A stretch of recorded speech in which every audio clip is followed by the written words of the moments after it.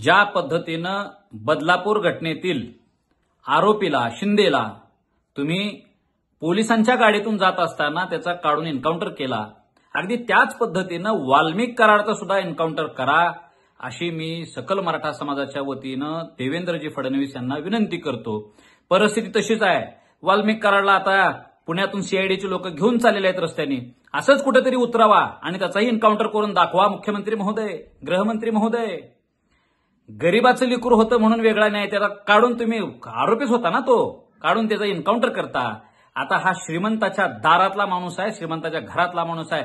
तुमच्या मंत्रिमंडळातील धनंजय मुंडे या सदस्याचा मित्र आहे, जवळचा पार्टनर आहे. म्हणून जर तुम्ही त्याला माफ करणार असाल तर देवेंद्रजी, हे तुमच्या दृष्टीनं, पोलीस यंत्रणेच्या दृष्टीनं सुद्धा योग्य संदेश जाणार नाही.